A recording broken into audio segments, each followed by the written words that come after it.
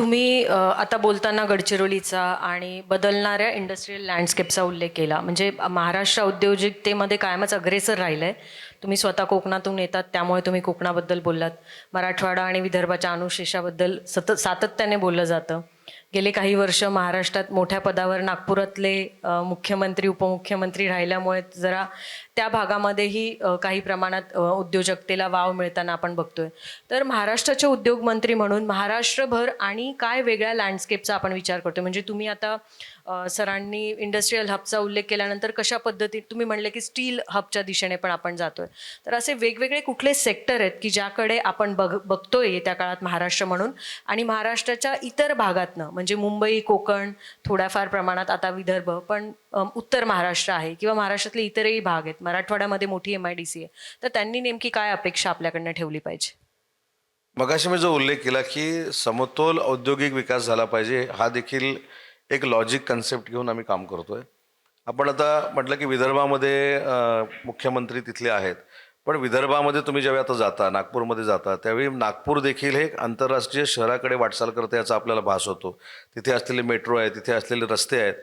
गडचिरोली आणि पुढचं राज्य जोडणारा पूल जो 50-70 वर्षामध्ये होऊ शकला नाही, तो आमच्या सरकारनं केला. हे सगळे उद्योगासाठी अतिशय अतिशय महत्त्वाच्या गोष्टी आहेत. तुम्ही असं जर विदर्भापासून अगदी कोकणापर्यंत आला तर मी तुम्हाला रिजन वाईज सांगू शकतो की शाश्वत विकास कुठं कुठं होतोय औद्योगिक.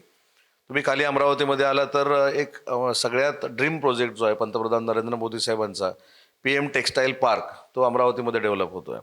त्याच्यानंतर तुम्ही मराठवाड्यामध्ये जर आला तर आपल्याला माहिती असेल की फक्त छत्रपती संभाजीनगरमध्ये पूर्वी बजाज या इंडस्ट्रीचा फक्त उल्लेख केला जायचा. पण आनंदानं सांगावं असं वाटतं की या वर्षभरामध्ये 60,000 कोटीची ऑटोमोटिव्हमधली इन्व्हेस्टमेंट ही छत्रपती संभाजीनगरमध्ये आली. आणि छत्रपती संभाजीनगर हा आता पुण्यानंतरचा ऑटोमोटिव्ह हब होतोय की काय, अशा पद्धतीनं वाटचाल करतोय. आता पुन्हा एकदा तिथली जमीन संपली म्हणून 7,000 एकर जमीन आम्ही पुन्हा एकदा ॲक्विजिशन करण्याचा निर्णय घेतलाय. त्याच्यामुळे असं प्रत्येक सेक्टरमध्ये आम्ही काम करतोय. डिफेन्समध्ये फार मोठ्या पद्धतीनं महाराष्ट्र काम करतोय. आम्ही ज्या पॉलिसीज आणल्यात निलेशजी, त्या तुम्ही खरं तर आमच्या विनंतीनुसार जरा महाराष्ट्रातल्या जनतेपर्यंत पोहोचवल्या पाहिजे एवढ्यासाठीच आहे. काही राज्यांमध्ये 3 पॉलिसीज झाल्या की त्यांचा उद्योग विभाग संपला. आम्ही 12 पॉलिसीज करतो आणि त्याच्यामध्ये इंडस्ट्रियल पॉलिसी, त्याच्यामध्ये डिफेन्स पॉलिसी, त्याच्यामध्ये जेम्स अँड ज्वेलरी पॉलिसी, त्याच्यामध्ये लेदर पॉलिसी, त्याच्यानंतर मीडिया पॉलिसी, आमचं व्हिज्युअल मीडिया पॉलिसी, आणि एवढंच नाही, आम्ही बांबू पॉलिसी देखील आणली. त्याच्यामुळे या पॉलिसीमधनं प्रत्येक महाराष्ट्रातल्या उद्योजकाला आणि बाहेरच्या उद्योजकाला चांगल्या पद्धतीचे इन्सेंटिव्ह देऊन आम्ही त्यांना लँड देऊन महाराष्ट्रामध्ये आणू शकतो. अशा पद्धतीनं देशातल्या पहिल्या 12 पॉलिसीज या महाराष्ट्रामध्ये होत आहेत. मुळात तुम्ही वेगवेगळ्या पॉलिसीजचा उल्लेख केला. पुढचं जग हे सगळं डाटा सेंट्रिक आहे आणि आपण त्या स्पर्धेमध्ये थोडं मागे पडतोय का, अशी भारत पातळीवर चर्चा सुरू आहे. तर डेटा सेंटर्स डेव्हलपमेंटसाठी म्हणून आणि AIS साठी म्हणून काय पॉलिसीचा विचार सुरू होता किंवा या संदर्भात आपण काही वेगळा विचार करतोय का, आणि कशा स्वरूपात तो अंमलात आणणार आहोत?